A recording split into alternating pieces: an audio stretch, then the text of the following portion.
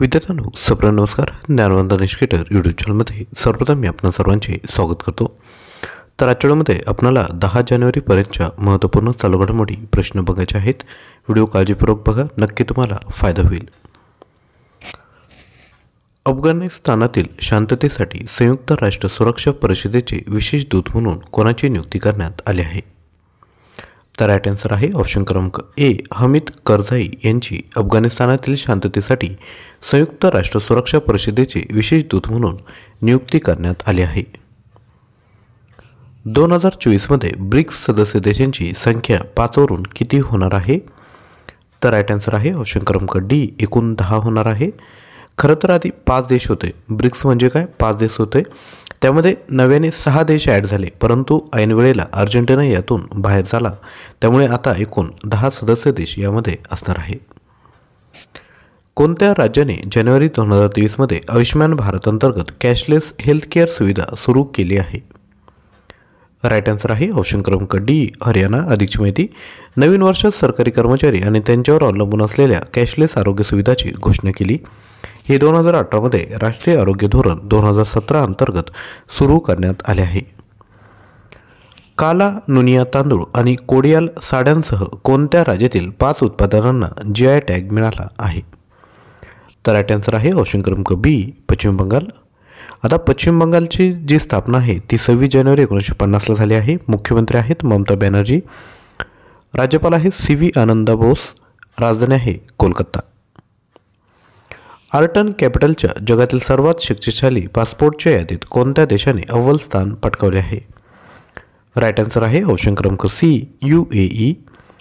UAE passport धारक 130 देशांमध्ये पूर्व व्हिसाशिवाय प्रवास करू शकतात.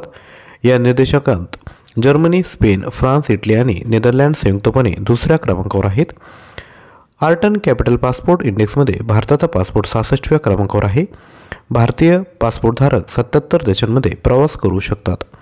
भारतीय पासपोर्टधारक 24 देशांमध्ये व्हिसामुक्त देशात प्रवेश करू शकतात. नृत्य कलानिधी पुरस्कार या पुरस्काराने कोणाला सन्मानित करण्यात आले आहे? राईट आन्सर आहे ऑप्शन क्रमांक डी, वसंत लक्ष्मी. म्युझिक अकादमी चेन्नईचा 17वा नृत्य महोत्सव हा होता.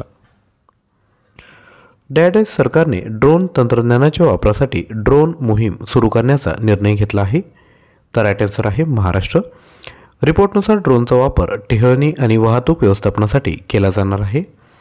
महाराष्ट्र राज्याची स्थापना 1 नोव्हेंबर.